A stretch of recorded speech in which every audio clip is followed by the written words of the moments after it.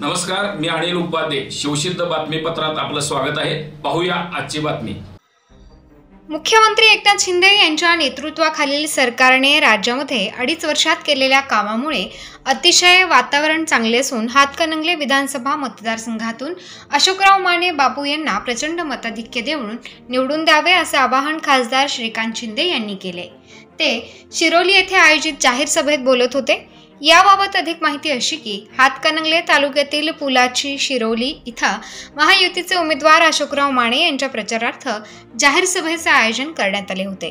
यावेळी बोलताना शिवसेना नेते खासदार श्रीकांत शिंदे म्हणाले की मुख्यमंत्री एकनाथ शिंदे यांच्या नेतृत्वाखालील महायुती सरकारने 2.5 वर्षामध्ये प्रचंड मोठ्या पद्धतीने विकास कामे केली आहेत. पण हातकणंगले विधानसभा मतदारसंघाचे नेतृत्व काँग्रेस पक्षाच्या आमदाराकडे होते, पण त्यांना मतदारसंघाचा म्हणावा तसा विकास करता आला नाही.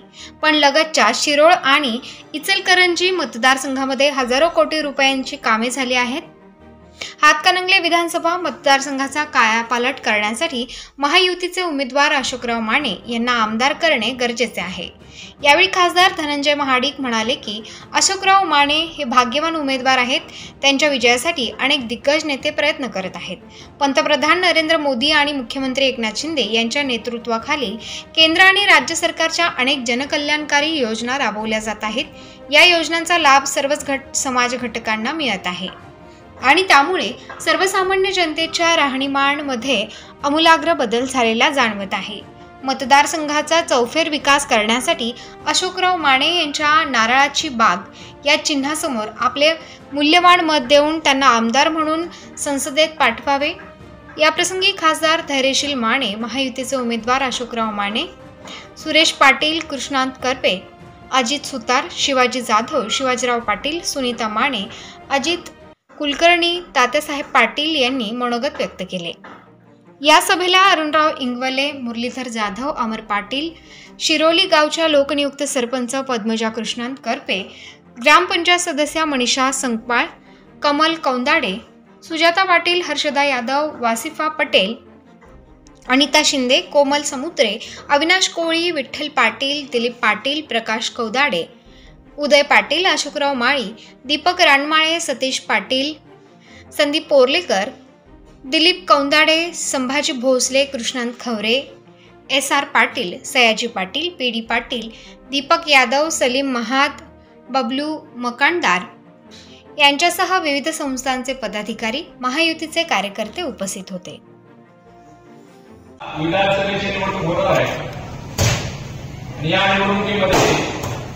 आपल्याला या तालुक्याचे आमदाराची निवड करायची.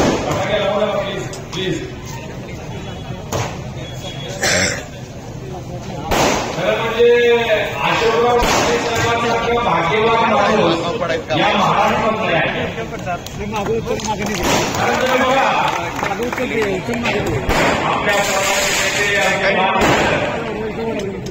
महादेवरावजी पाटील साहेब त्यांच्या पाठीशी उभे आहेत. माजी मंत्री आणि समाजाचे प्रमुख विनय सावकार साहेब त्यांच्या पाठीशी उभे आहेत. माजी मंत्री प्रकाशराव देवाडे बापूंच्या पाठीशी उभे आहेत. माजी मंत्री असणारे संजय पाटील यड्रावकर ते त्यांच्या पाठीशी उभे आहेत. आता दोन्ही हाताने आशीर्वाद द्यायला आलेला आहे. एवढा भाग्यवान माणूस महाराष्ट्रात सापडेल का बघा. आणि अशा या भाग्यवान माणसाला आपल्याला 20 तारखेला संधी द्यायची आहे.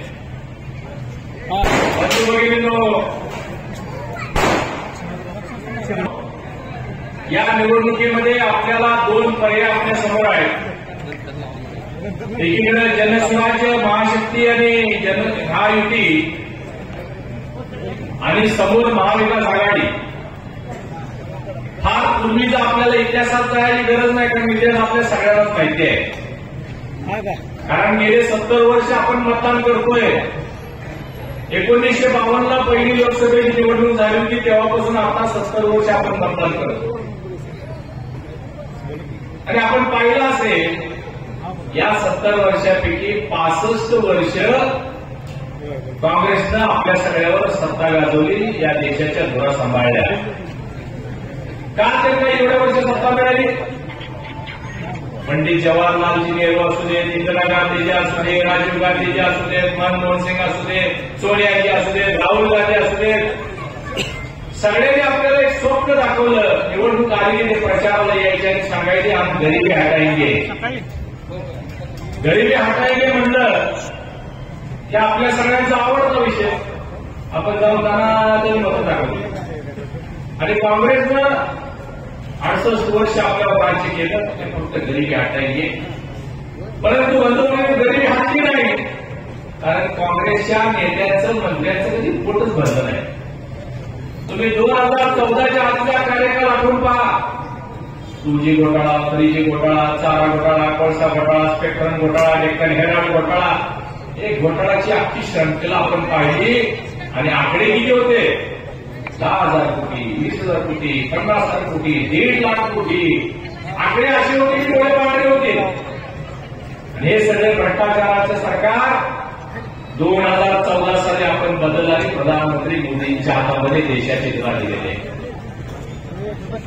या देशामध्ये गेल्या 10 वर्षामध्ये आपण सगळ्यांनी एक आमूलाग्र बदल झालेला पाहिलेला आहे. भारताची उंची राष्ट्रीय पातळीवर, जागतिक पातळीवर उंचावण्याचं काम प्रधानमंत्री मोदींनी केलं.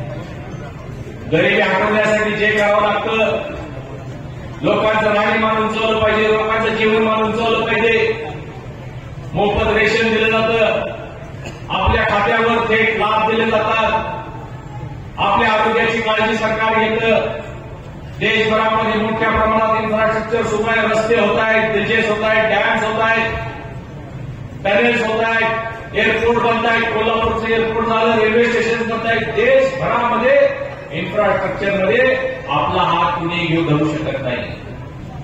जगभरामध्ये आपल्याला सगळ्यांना वाटायचं की चायना आपल्या पुढे आहे, परंतु आज FDI म्हणजे फॉरेन डायरेक्ट इन्व्हेस्टमेंट जर बघितली तर जगामध्ये सगळ्यात जास्त फॉरेन डायरेक्ट इन्व्हेस्टमेंट कुठं होत असेल तर ते आपल्या भारतामध्ये होते.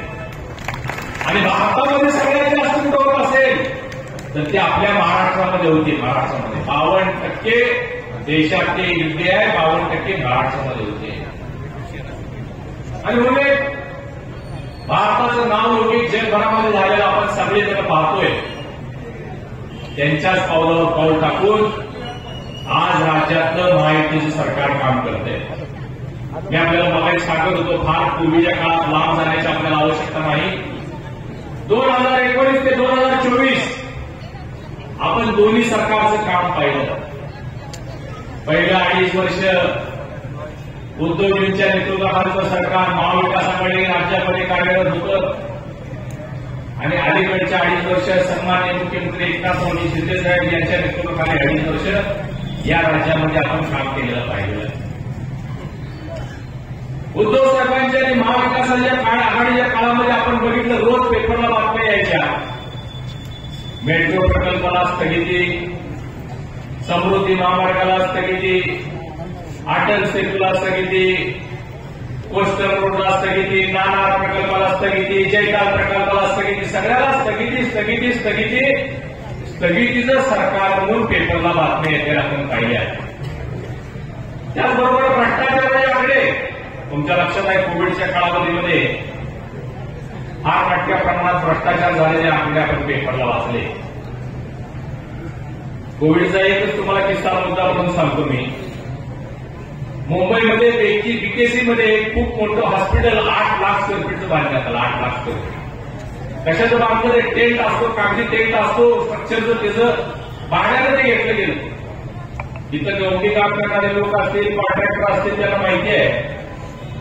आपण जर सिमेंट कॉन्क्रीटचं घर आपलं स्वतःचं बांधायला काढलं तर 1,500 ते 2,000 रुपये पर स्क्वेअर फीट खर्च येतो. बरोबर आहे. सिमेंट कॉन्क्रीटचं घर स्लॅबचं आपण बांधलं तर 1,500 ते 2,000 रुपये खर्च नवीन थोडं घर बांधायला येतं.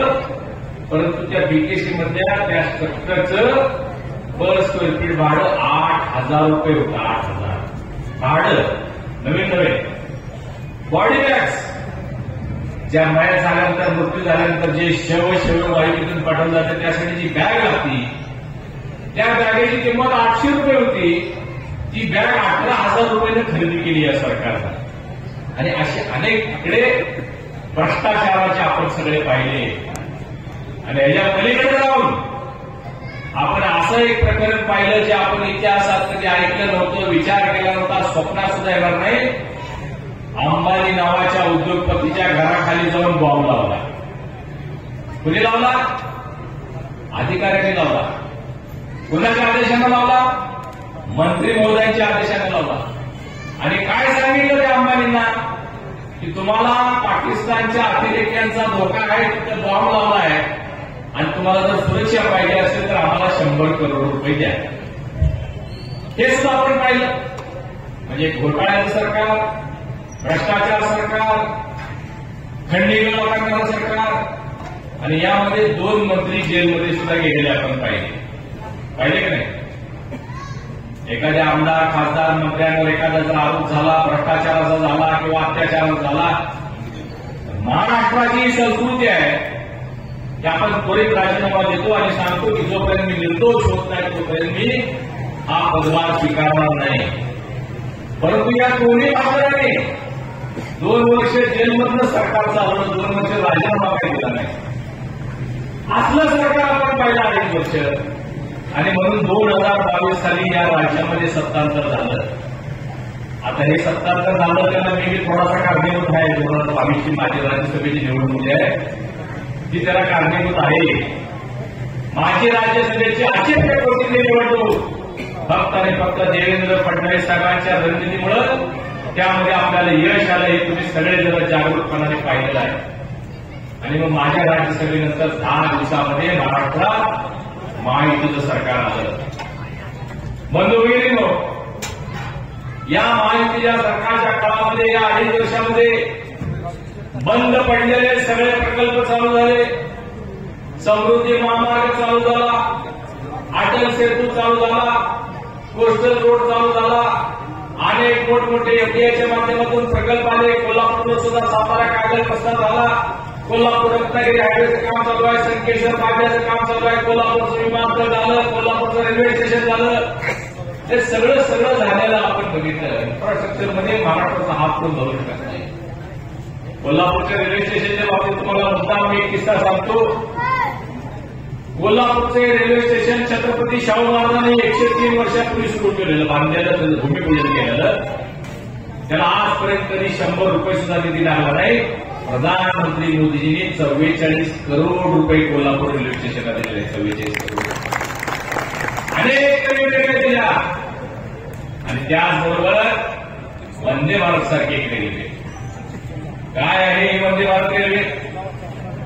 बंधू भगिनींनो, आपण सगळेजण किंवा आम्ही तुम्ही परदेशात जायचं, सिंगापूर, दुबई, लंडन, आम्ही तिथं ते वातावरण रेल्वे असतात, एअर कंडिशन रेल्वे असतात, त्या बसायसाठी 8,000-10,000 रुपयाचं तिकीट द्यायचं. काहीतरी एसी रेल्वेत बसायचं. त्या रेल्वेत चहा मिळतो, त्या रेल्वेत नाश्ता मिळतो, जेवण मिळतो. कसलं असतं माहितीच नव्हतं. मागा मोलाचं तिकीट काढून त्या रेल्वेतून आम्ही प्रवास करत होतो. कधी आयुष्यात स्वप्नात वाटलं नव्हतं की भारतामध्ये अशा कुठल्या एअर कंडिशन रेल्वे सुरू होतील. परंतु प्रधानमंत्री मोदींच्या नेतृत्वाखाली या देशामध्ये 60 वंदे भारत सुरू झालेले आहेत. 60 वंदे भारत सुरू झालेले आहेत आणि त्यातले 1 वंदे भारत आमच्या कोल्हापूरमधनं पुण्याला सुद्धा सुरू झालेले आहे. आपण भाग्यवान आहोत. एवढं सगळं आपल्याला मिळालेलं आहे. आणि एवढ्यामध्ये सरकार थांबलं नाही. इन्फ्रास्ट्रक्चर डेव्हलपमेंटमध्ये, विकास कामामध्ये, रस्ते बांधण्यामध्ये महाराष्ट्र सरकारचा हात कोणी पकडू शकत नाही. परंतु याचबरोबर लोक कल्याणकारी योजनाचा सुद्धा धूमधडाका या सरकारनं लावलेला आहे. मुख्यमंत्री लाडकी बहीण योजना, मुख्यमंत्री लाडका भाऊ योजना, शेतकऱ्यांना 7.5 HP पर्यंतच्या मोटरचं लाईटचं बिल माफ. बिल आलेले तुम्हाला, पण बिल आले ते 0. कधी काँग्रेसनं असं केलं होतं का? कधी नाही. आज शेतकऱ्यांना किसान सन्मानच्या माध्यमातून महाराष्ट्र सरकार 6,000 रुपये देते, केंद्र सरकार 6,000 रुपये देते. काँग्रेसनं कधी 6 रुपये तरी आपल्याला दिले का? आज राज्यातल्या सर्व मुलींना उच्च शिक्षण. बंधू भगिनी, एखाद्या कुटुंबामध्ये जर एक मुलगा आणि एक मुलगी असेल तर सामान्यतः आई वडील मुलगीला सांगतात की मुलांना आम्हाला मुलगी, आम्हाला दोघांना शिकवता येणार नाही, मुलग्याला आम्ही शिकवतो, तुझं काय नंतर लग्नच होणार आहे. परंतु आज तुमच्या मुलीला कसलंही उच्च शिक्षण द्यायचं असते, BBA, MBA, MBBS, engineering, architect, काय जे काय करायचं असेल त्या सगळ्याची 100% फी महायुतीचं सरकार भरणार. ही घोषणा झालेली आहे. ही योजना आलेली आहे. जगभरामध्ये अशी योजना कुठेही नाही आहे. जगभरामध्ये 3 सिलेंडरची योजना चालू आहे. अनेक योजना चालू आहे. परंतु मुख्यमंत्री लाडकी बहीण योजना जी सुरू झाली ही अतिशय पॉप्युलर, लोकप्रिय झालेली योजना आहे. तुमच्या लक्षात आहे का बघा, ज्यावेळी सभागृहामध्ये मुख्यमंत्री महोदयांनी ही योजना घोषित केली, काँग्रेसचे लोक थैट नाचा लागले. ते बंटी पाटीलचं पाकड्यावर करून नाचा लागलं होतं. अशी योजना तुम्हाला देता येणार नाही. महाराष्ट्र राज्याचा आर्थिक गरीब पिढे, महाराष्ट्राची तिजोरी खडखडाट होईल, महाराष्ट्र खड्ड्यात जाईल आणि सगळ्यांना सांगायला सुरुवात केली हे शक्य नाही आहे, ही फसवी योजना आहे. हायकोर्टमध्ये त्यांनी याचिका दाखल केली की महिलांना हे पैसे मिळू नयेत म्हणून. हायकोर्टनं त्यांचा कागद फेकून द्यायला याचिका फेटाळली आणि त्यांनी सांगितलं हे सरकार आहे आणि सरकारला अधिकार घेण्याचा निर्णय आहे. जिथे काय चाललं नाही म्हटलं तिकडे नागपूरला एक खंडपीठ आहे, तिकडे दाखल केलेले वडपल्लीवार म्हणून एक जण आहे, नाना पाटील यांची उजवी हात आहे, त्यांनी तिथे केस दाखल केली आहे. तिथं सुद्धा त्यांची याचिका फेटाळली. राज्यभरामध्ये त्यांनी रान उडवण्याचा प्रयत्न केला की फक्त निवडणुकीचा जुमला आहे, असे पैसे दिले जाणार नाहीत, पैसे देता येणार नाहीत. परंतु प्रत्यक्षात ज्यावेळी 7,500 रुपये महिलांच्या खात्यावर आले त्यावेळी मात्र त्यांच्या पायाखालची वाळू घसरली. आता काय म्हणतात? आता म्हणतात आम्ही 3,000 रुपये देऊ. आता राज्य खड्ड्यात जात नाही, आता आर्थिक शिस्त बिघडत नाही, आता तिजोरी खडखडाट होत नाही. हे का म्हणतात ते लक्षात घ्या, कारण त्यांना करायचं नाही आहे, त्यांना देता येत नाही, देणार नाही आहे, द्यायचं नाही आहे, खोटं बोलायचं आहे, फसवायचं आहे. हे एक नरेटिव्ह सेट करायचं, खोटं बोलायचं आणि सरकार स्थापन करायचं, सत्ता हस्तगत करायची. हेच काँग्रेसनं महाविकास आघाडीनं अनेक वर्ष केलेलं. तुमच्या लोकसभेच्या निवडणुका तुम्ही विचारणार नसेल, सगळ्यांना सांगितलं हे संविधान बदलणार. लोकही त्यांना बोलले. राहुल गांधीजी तर स्वतः राहुल गांधी काँग्रेसचे वरिष्ठ नेते आहेत. तुमच्या लक्षात आहे का बघा, कर्नाटकाची निवडणूक 1 वर्षापूर्वी झालेली आहे राज्याची. त्या राज्यामध्ये स्वतः राहुल गांधीजींनी कर्नाटकामध्ये सांगितलं की आम्ही महिलांना 3,000 रुपये देऊ, बेरोजगारी लोकांना 3,000 रुपये देऊ, अंडर ग्रॅज्युएशन 2,000 रुपये देऊ, वीज फुकट, पाणी फुकट, लाईट फुकट, एसटी फुकट, सगळं फुकट देतो म्हणले. काँग्रेसचं सरकारवरून आता 6 वर्ष झाले. कर्नाटकाचं तुमचे पाहुणे कोण असतील तर फोन करा, एकही योजना याची चालू नाही, एकाही महिलेला पैसे मिळाले नाही, एकाही महिलेला पैसे मिळाले नाही. आणि हिथं सुद्धा त्यांचा तोच प्रयत्न चाललेला आहे. की आज आमच्या भगिनीकडं इतक्या मोठ्या प्रमाणात रक्कम येते. कालच्या दिवाळीचं उदाहरण घेऊन बघा. माता भगिनींनो, या राज्यामध्ये 2,30,00,000 भगिनींच्या खात्यावर पैसे आलेले आहेत. एकट्या कोल्हापूर जिल्ह्यामध्ये 10.5 लाख महिलांना याचा लाभ मिळालेला आहे. 10.5 लाख महिला गुणिले 7,500 रुपये बघितलं तर 800 करोड रुपये कोल्हापूर जिल्ह्याला आलेले. 800 करोड रुपये कुठून आले? हे व्यवसायातून आले नाही, रोजगारातून आले नाही, हे धंद्यातून आले नाही. हे पैसे आमच्या महायुतीच्या सरकारनं दिलेले आहेत. आणि यावर्षी दिवाळी कशी झाली?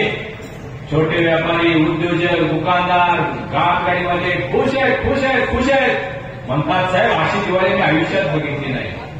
कारण महिला पैसे साठवत नाही, ते आपल्यावर, आपल्या परिवारावर, आपल्या मुलाबाळांवर गोडधोड करण्यासाठी हे पैसे खर्च करतात आणि पैसे बाजारात फिरतात, मार्केटमध्ये येतात. म्हणून आपल्याला या निवडणुकीला खूप गांभीर्यानं समोर जायचं आहे.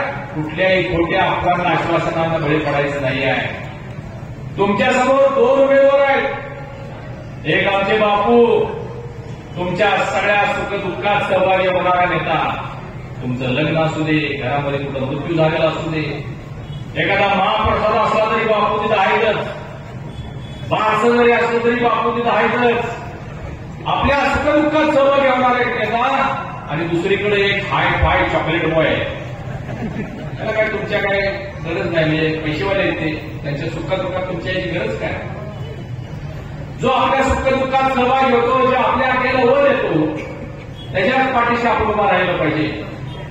या जिल्ह्याचे नेते विजयरावजी कोरे सावकार साहेब यांनी आज एवढी मोठी जबाबदारी, एवढा मोठा विश्वास बापूंवर ठेवलेला आहे. तो विश्वास सार्थ करण्याची जबाबदारी तुमची आमची आहे. या राज्यामध्ये पुन्हा महायुती सरकार आलं पाहिजे, कारण महाविकास आघाडी आली तर या महाराष्ट्राचं वाटोळं होईल, वाटोळं होईल, वाटोळं होईल.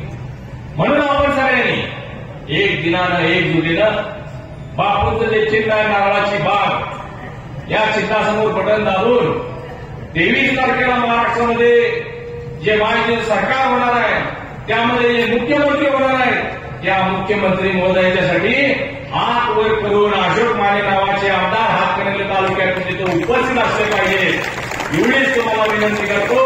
3 नंबरला त्यांचं बटन आहे, या बटनाच्या समोर बटन दाबून, म्हणजे त्या नारळाच्या बागेच्या समोर बटन दाबून प्रचंड मताधिक्यानं एका सामान्य कुटुंबाच्या सामान्य कार्यकर्त्याला आमदार बनवा एवढी विनंती करतो.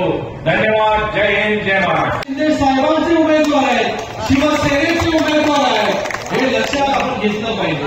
त्यांची निशाणी जरी धनुष्यबाण नसली तरी नारळाची बाग आहे, 4 नारळाची झाडं आहेत त्याच्यामध्ये, हे आपण लक्षात घेतलं पाहिजे. आणि मी देखील बघा इथे वरती धनुष्य बाग आहे आणि खाली बाग आहे, तर बाग आहे, उभा आपला वाघ आहे.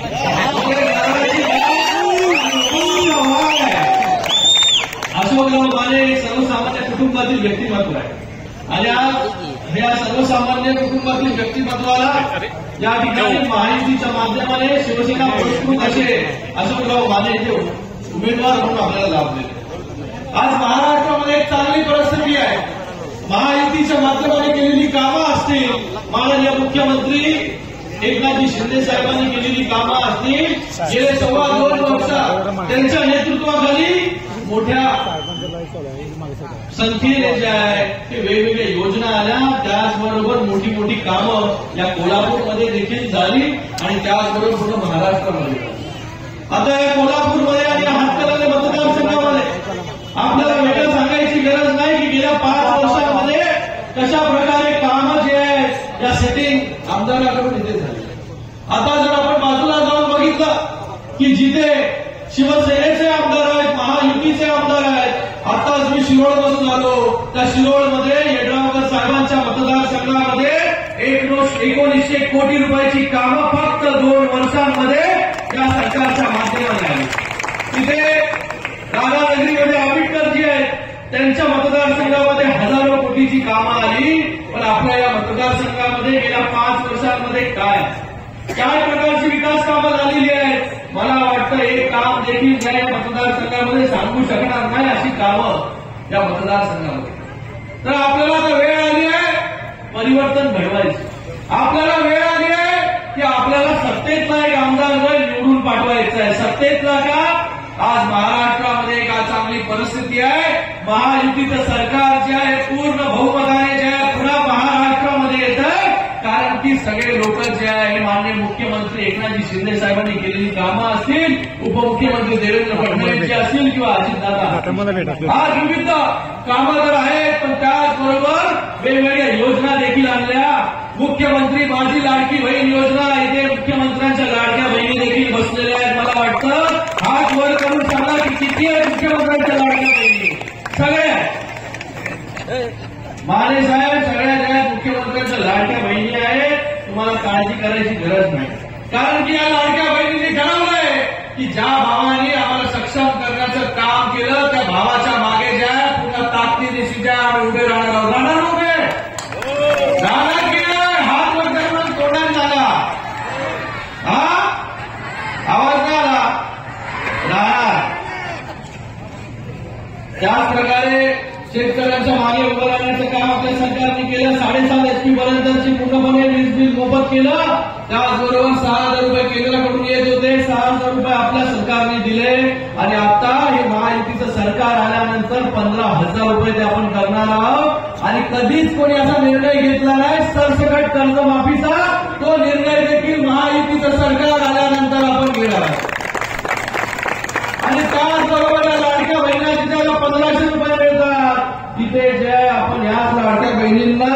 2100 रुपये जे आहे हे देणार आहोत. अजून ताकद जी आहे ती आपल्याला मिळणार आहे. तर आपण ताकदीने जे आहे माननीय मुख्यमंत्री महोदयांच्या मागे उभं राहा, त्याचबरोबर अशोक मानेजींच्या मागे जे आहे ते आपण उभं राहा. एवढं सांगायला मी झालं, कारण की एक तळागाळाचा कार्यकर्ता, हाडाचा कार्यकर्ता आहे, चांगला कार्यकर्ता आहे.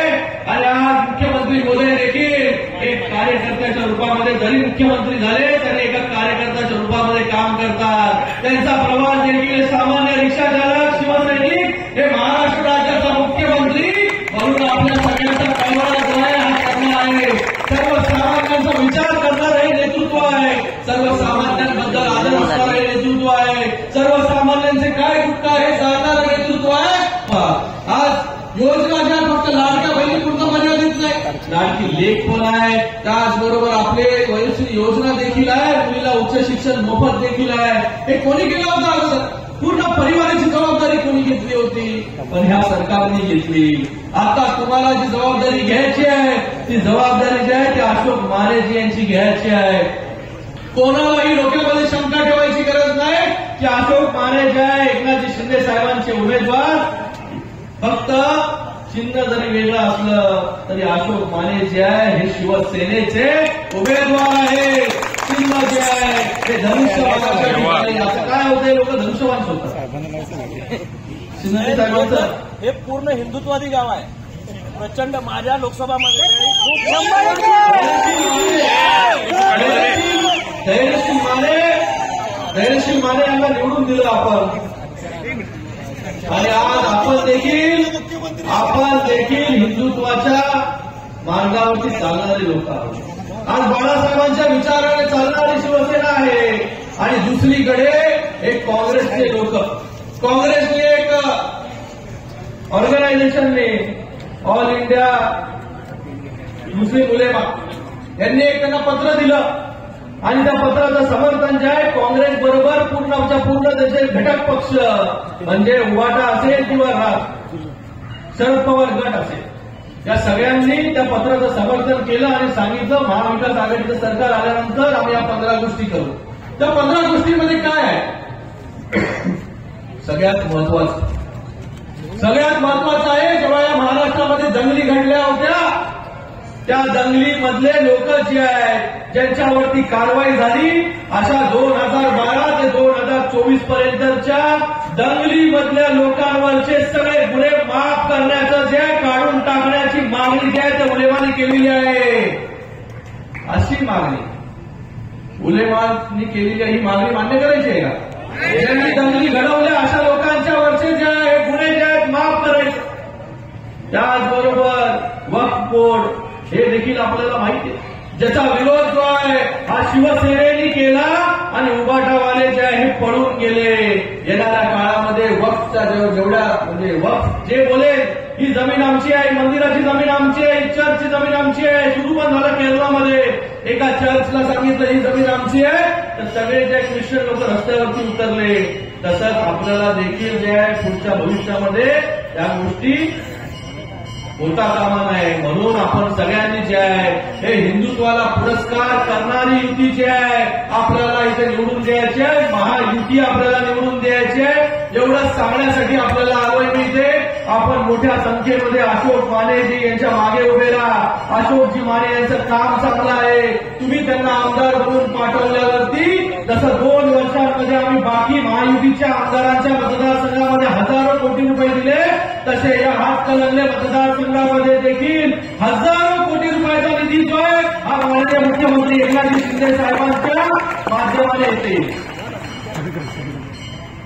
आज जिल्ह्याचे नेते महादेवराव महाडिक असतील, त्याचबरोबर अमल महाडिक जी असतील, सौ शौमिका महाडिक असतील, त्याचबरोबर माझ्यावर इंगोलेजी आले होते, धैर्यशील माने जी आहेत, या सगळ्यांचं देखील मी धन्यवाद व्यक्त करतो की सगळे मोठ्या एकजुटीने अशोक मानेजींच्या विजयाच्या दिशेने घोडदौड करतायत. अशोक मानेजींना मी खूप खूप शुभेच्छा देतो की पूर्ण ताकदीने जे आहे आम्ही तुमच्या बरोबर आहोत.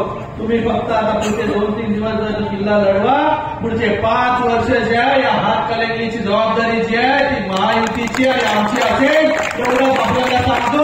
पुन्हा एकदा धारणाची बाग नारळाची बाग 4